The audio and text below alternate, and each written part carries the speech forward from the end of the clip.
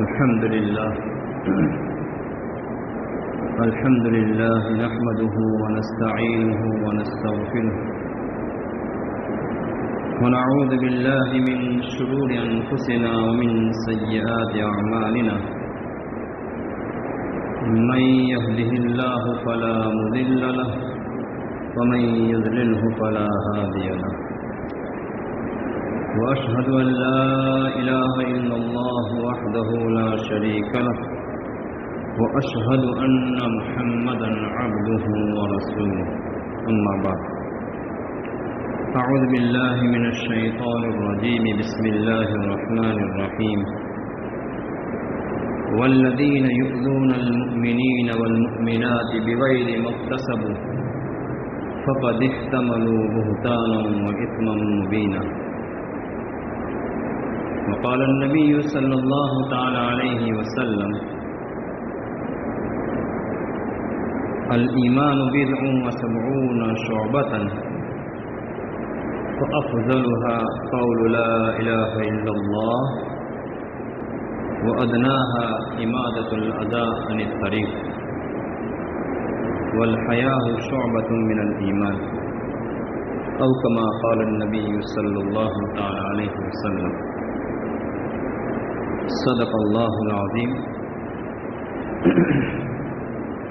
وصدق رسوله النبي الكريم ونحن على ذلك من الشاهدين والشاكرين والحمد لله رب العالمين.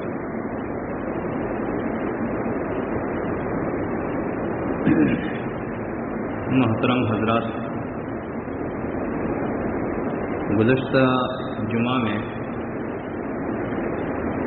قربانی کے متعلق کچھ باتیں عرض کی تھی اور ضمناً ایک بات یہ بھی کہی گئی تھی کہ قربانی کی جو زائد چیزیں ہیں وہ بھی قابل تعظیم ہیں، اس کو دفن کر دینا چاہیے یا ایسی جگہوں پر پہنچا دینا چاہیے جہاں پر لوگوں کو تکلیف نہ ہو. یہ ایمان کا کم ترین درجہ ہے جس کو اللہ کے نبی صلی اللہ تعالی علیہ وسلم نے اس حدیث مبارکہ کے اندر جو میں نے ابھی پڑھی وَأَدْنَاهَا إِمَاطَةُ الْأَذَى عَنِ الطَّرِيقِ، ایمان کے بہت سے درجے ہیں، شعبے ہیں، اس میں سے سب سے کم ترین درجہ جو ہے وہ یہ ہے کہ راستے سے تکلیف دینے والی چیزوں کو ہٹا دیا جائے. اس کا تعلق صرف قربانی ہی سے نہیں ہے، صرف ان 3 دنوں سے ہی نہیں ہے، بلکہ یہ موضوع تو بہت وسیع ہے.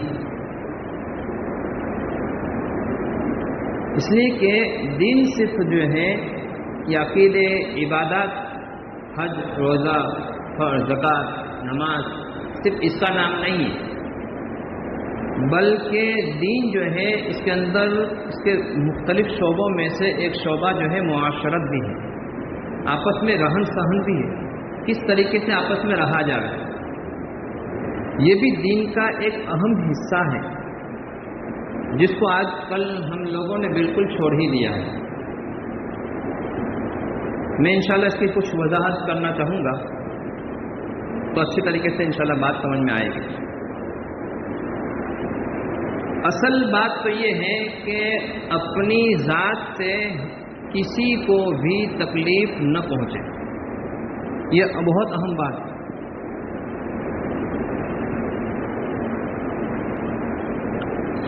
مثال کے طور پر صف اولیٰ میں بیٹھنا، نماز پڑھنا، اللہ کے نبی صلی اللہ تعالی علیہ وسلم نے اس کی بہت فضیلت بیان فرمائی ہے. اللہ کے نبی صلی اللہ علیہ وسلم فرماتے ہیں ان اللہ و ملائکتہ یصلون علی الصف الاول،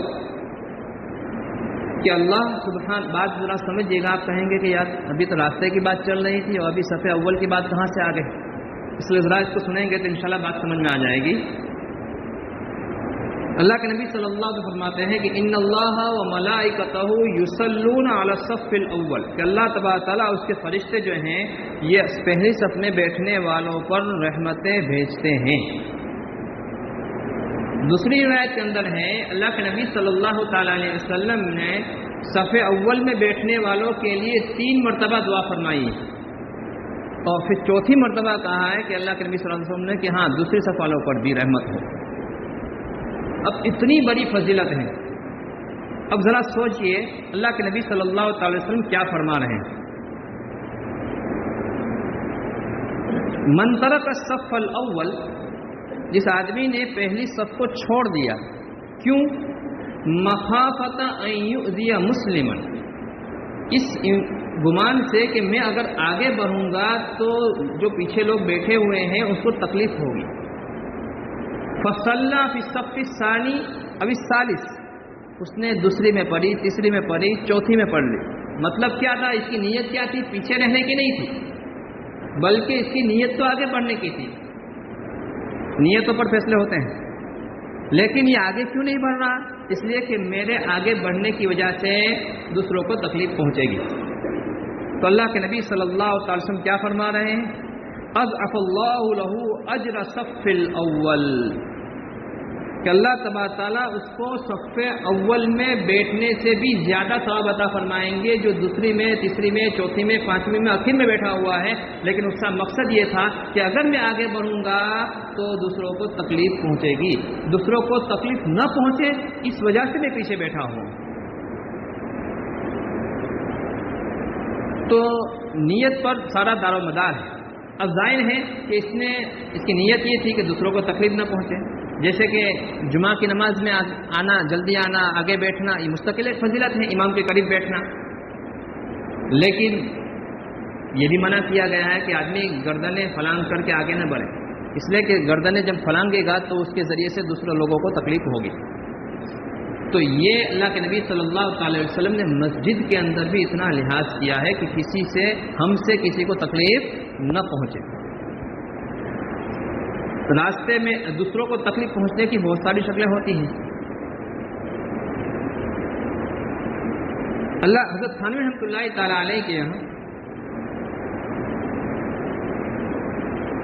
جو حضرات کھانا بھون گئے ہوں گے، آج بھی ان کے حضرت کی جو خانقاہ ہے بہت چھوٹی سی جگہ ہے، چھوٹی سی مسجد ہے۔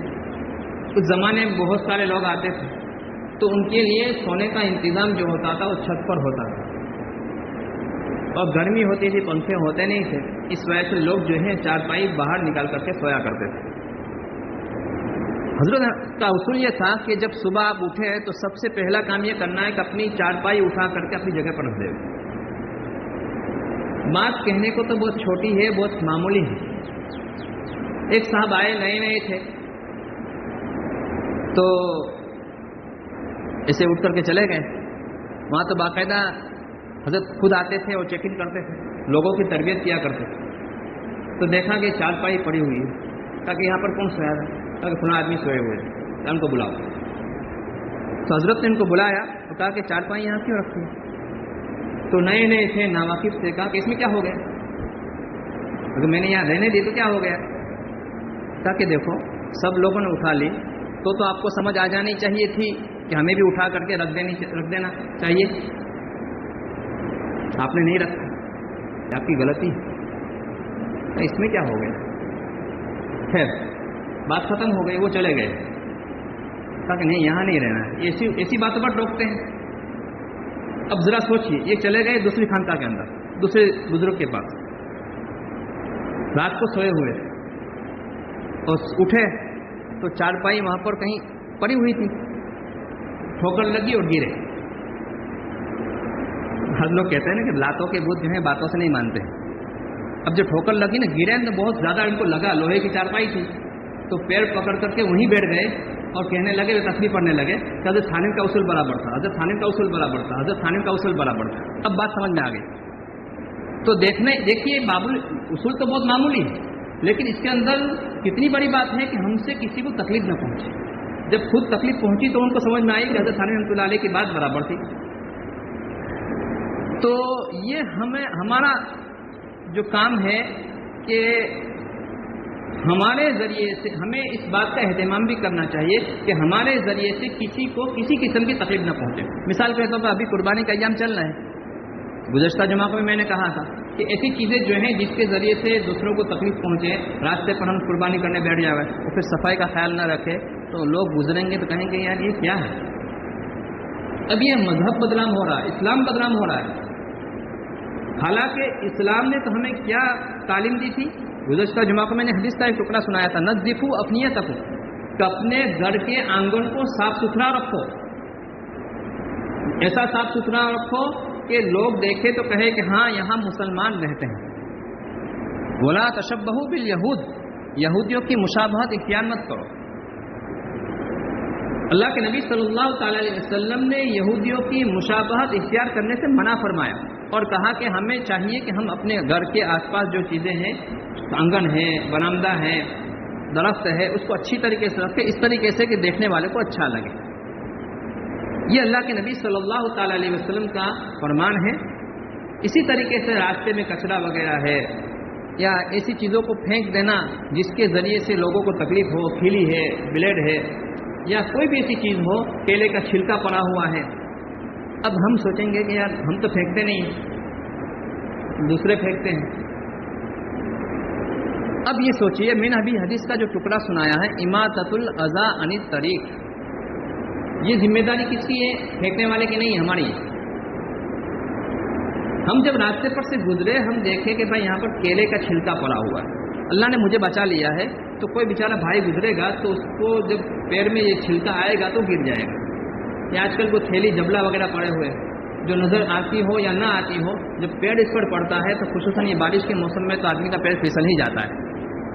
اب ہم رک گئے، اٹھا کر کے اس کو سائڈ میں رکھ دیا، تو یہ ہم پکے مومن ہیں. اللہ کے نبی صلی اللہ تعالی علیہ وسلم نے اس پر جنت کی بشارت دی. ایک آدمی جا رہے تھے، راستے میں تکلیف دینے والی کوئی چیز تھی یا درخت تھا، اس کو کاٹ دیا کہ اس کے ذریعے سے لوگوں کو تکلیف ہوگی، تو اللہ تبارک تعالیٰ نے اسی عمل کی وجہ سے ان کو جنت میں پہنچا دیا. دوسرے آدمی گزرے اور کہا کہ یہ درخت جو ہے نا میں اس کو کاٹ دوں گا، اس لیے کہ اس کے ذریعے سے گزرنے والے کو تکلیف ہوتی ہے. ان کو کاٹنے کا موقع نہیں ملا، لیکن پکا ارادہ کر لیا کہ میں اس کو کاٹوں گا، تو اللہ تبارک تعالیٰ نے اس ارادے پر ان کو جنت دے دی. تو یہ کتنی بڑی فضیلتیں ہیں، جنت کمانے کے راستے ہیں کہ ہمیں چاہیے کہ راستے میں اگر کوئی ایسی چیز دیکھے جو تکلیف دینے والی ہو، گاڑی پر جا رہے ہیں، دیکھا کہ کانٹے کا وہ بار پڑی ہوئی ہے، بہت سارے کانٹے اس کے اندر ہے، بیچارہ کوئی گزرے گا تو اس کو لگ جائے گا، ہم گاڑی روک کر کے اس کو اٹھا کر کے پھینک دیں. یہ ہم پکے مومن ہیں، ہم نے جنت کما لی اس کی وجہ سے. تو کہنے کو تو بہت چھوٹی چیزیں ہیں، لیکن اس کے ذریعے سے آدمی اللہ تبارک تعالیٰ کی رضامندی اور خوشنودی کو حاصل کر سکتا ہے. اسی طریقے سے دوسری بہت ساری چیزیں ہیں جس کے ذریعے سے ہم لوگوں کو تکلیف پہنچا سکتے ہیں اور پہنچاتے بھی ہیں، ہمیں پتہ نہیں ہوتا ہے. مثال کے طور پر ابھی بارش کا موسم ہے، اکثروں کی گاڑی اس طرح چلاتے ہیں، 4 ویل والے ہو کہ 2 ویل والے ہو کہ 3 ویل والے ہو، کہ گزرنے والے عام طور پر اس سے کپڑے خراب ہو جاتے ہیں. یہ حرام ہے، حرام. فضائے مسلم مسلمانوں کو تکلیف پہنچانا، مفتی تقی صاحب عثمانی دامت برکاتہم لکھ رہے ہیں، میں اپنی طرف سے نہیں کہہ رہا ہوں، کہ یہ تکلیف پہنچانا ایسا ہی گناہ ہے جیسے چوری کرنا، زنا کرنا، شراب پینا، اس میں کوئی فرق نہیں ہے. تو آج گزرنے والے سوچتے ہی نہیں کہ بھائی میں تو 4 ویل کے اندر ہوں، مجھے کیا نقصان ہے، جس کا کپڑے بگڑے اس کے بگڑے، اپنے کیا لینا دینا، مجھے تو جلدی جانا ہے. یہ نہ سوچیں، بلکہ ہماری گاڑی جو ہے تھوڑا آہستہ چلاوے، جس کے ذریعے سے گزرنے والا ہو تو اس کے کپڑے خراب نہ ہو. ہمارا مزاج کیا بن چکا ہے، اس کے بارے میں مفتی تقی صاحب عثمانی دامت برکاتہم نے ایک واقعہ لکھا ہے جو ہم تمام کے لیے قابل عبرت ہے. مفتی صاحب فرماتے ہیں اپنے والد صاحب حضرت مفتی شفیع صاحب رحمۃ اللہ علیہ کے حوالے سے کہ دہلی میں ایک انگریز تھا، ذرا اس واقعے کو غور سے سنیے گا. وہ مسلمان ہو گیا. جب یہ مسلمان ہو گیا تو ظاہر ہے کہ نماز کا پابند مسجد میں آیا کرتا تھا. ایک دن اس نے دیکھا کہ دہلی میں ایک مسجد کی حوض کے پاس میں جو نالی ہوتی ہے جہاں پر پانی جاتا ہے وہاں پر بلگم پڑا ہوا تھا، کسی نے ڈال دیا تھا. اب یہ جو ہے بیچارہ گیا اور اس نے صاف کرنا شروع کر دیا. اب بتائیے یہ اچھا کام تھا کہ نہیں؟ یہ ثواب کا کام تھا کہ نہیں؟ اب ایک آدمی مسلمان جو تھا وہ گزر رہا تھا، جو اصلی مسلمان تھا، یہ بیچارہ بعد میں مسلمان ہوا تھا. اس نے جب دیکھا کہ یہ انگریز جو ہے نالی کو صاف کر رہا ہے تو وہ کیا کہہ رہا ہے کہ یار یہ مسلمان تو ہو گیا، یہ آدمی یعنی یہ انگریز مسلمان تو ہو گیا، لیکن اس کے اندر سے ابھی تک انگریزیت نہیں گئی. یہ کیا صاف کرنے کی ضرورت تھی اس کو؟ دیکھو ہم کہاں پہنچ چکے ہیں. حالانکہ وہ جو کام کر رہا تھا بالکل شریعت کے مطابق کام کر رہا تھا، ایک اچھا کام کر رہا تھا، جنت کمانے کا راستے پر وہ جا رہا تھا، لیکن ہم مسلمان اس کو تانا دے رہے ہیں کہ تو مسلمان تو ہو گیا لیکن انگریزیت تیرے اندر سے ابھی نہیں گئی. بعض مرتبہ سے تھانوی رحمۃ اللہ لکھتے ہیں کہ ہم ایسی چیزوں کی انکار کرنے کی وجہ سے اور ایسا تانا دینے کی وجہ سے ایمان سے نکل جاتے ہیں، موت کے وقت کلمہ نصیب نہیں ہوتا ہے. حالانکہ وہ بیچارہ صحیح کام کر رہا تھا، اماطۃ الاذى عن الطریق، اللہ کے نبی صلی اللہ تعالی علیہ وسلم کے ارشاد پر مکمل عمل کر رہا تھا، کوئی غلط کام نہیں کر رہا تھا. لیکن دیکھنے والے سمجھتے ہیں کہ یار یہ کیا کرنے کی ضرورت تھی. اب بتائیے جس طریقے سے راستے سے تکلیف دینے والی چیزوں کو ہٹانا، دور کرنا اتنا بڑا ثواب ہے، تو پھر تکلیف دینے والی چیزوں کا ڈالنا یہ کتنا بڑا گناہ ہوگا. جب معمولی چیز کو ہٹانے کی وجہ سے، جب معمولی درخت کو کاٹ لینے کی وجہ سے آدمی جب جنت میں پہنچ سکتا ہے، تو جب کوئی آدمی ایسی چیزیں ڈالے گا راستے میں جس کے ذریعے سے گزرنے والے کو تکلیف ہو، چاہے پھر وہ کیچڑ کرنا ہو یا ایسی چیزیں ڈالنا ہو جس کے ذریعے سے لوگوں کے پیروں کے اندر زخم آ جاوے، جیسے میں نے ابھی کہا بلیڈ ہے یا کھلی ہے یا ایسی کوئی بھی چیز ہے جس کے ذریعے سے لوگوں کو تکلیف پہنچتی ہے، یا کانچ ہے، ایسی چیزیں ڈالی اور اس کے ذریعے سے کسی کو نقصان پہنچ گیا، تو اب بتائیے اس کے ایمان کا کیا ہوگا؟ ادنا درجے کا ایمان بھی اس کے پاس نہیں ہے. اللہ کے نبی صلی اللہ علیہ وسلم فرماتے ہیں کہ کم سے کم جس کے دل کے اندر ایمان ہوگا نا، وہ تکلیف دینے والی چیزوں کو ہٹا دے گا. اس سے نیچے کا کوئی درجہ ہے ہی نہیں. اب ظاہر ہے کہ جو آدمی ڈال رہا ہے اس کو تو اپنے ایمان کی خیر بنانے کی ضرورت ہے. تو ہمیں چاہیے کہ ہم ہر اس کام سے اپنے آپ کو بچاوے، راستے کو تنگ کرنے سے. بعض مرتبہ پارکنگ کر دیتے ہیں، ادھر ادھر گاڑیاں کھڑی کر دیتے ہیں جس کی وجہ سے گزرنے والے کو تکلیف ہوتی ہے. یا بعض مرتبہ ایسا ہوتا ہے کہ 2-4 دوست ساتھ میں جا رہے ہیں تو لائن پر جا رہے ہیں پورا راستہ بند کر کے، جیسے ہمارے یہاں عورتیں عام طور پر چلتی ہیں. اب ظاہر ہے کہ یہ ایسی چیزیں ہیں جس کے ذریعے سے گزرنے والے کو تکلیف ہو رہی ہے، ہمیں اس کا احساس نہیں ہے. یا 2 گاڑی والے آمنے سامنے ہوئے اور کھڑے ہو گئے، باتیں کر رہے ہیں، اب ان کو احساس نہیں ہے کہ ہماری وجہ سے پورا ٹریفک جام ہو رہا ہے، یہ بھی تکلیف میں داخل ہے. تو ایسی بہت ساری صورتیں ہیں جو میں آپ کو صرف اس کی طرف اشارہ کر رہا ہوں، ورنہ اس میں بہت تفصیلات ہیں. صرف اتنا اللہ تبارک تعالیٰ سے دعا کیجیے اللہ ہمیں حق کو حق دکھا، اس پہ چلا، باطل کو باطل دکھا، اس سے بچا. ایسی جو چیزیں ہو جس کے ذریعے سے ہم مسلمانوں کو یا عام انسانوں کو، غیروں کو تکلیف پہنچاتے ہو، یا اللہ مجھے اس کو صحیح سمجھا دیجیے اور مجھے اس سے بچا دیجیے. تو اللہ تبارک تعالیٰ بہت ساری ایسی چیزیں دل میں ڈالیں گے کہ ہمیں سمجھ میں آ جائے گی. پڑوسی کو تکلیف دینا، بعض مرتبہ ایسا ہوتا ہے کہ ہمارے گھر کے اندر وہ مائک چلتا ہے اور اتنے زور سے چلتا ہے کہ پاس والے کو تکلیف ہو رہی ہے، یہ بھی تکلیف میں داخل ہے. تو ایسی بہت ساری چیزیں ہیں جو آدمی سوچے گا تو انشاءاللہ اللہ تبارک تعالیٰ اس کو صحیح سمجھ عطا فرمائیں گے.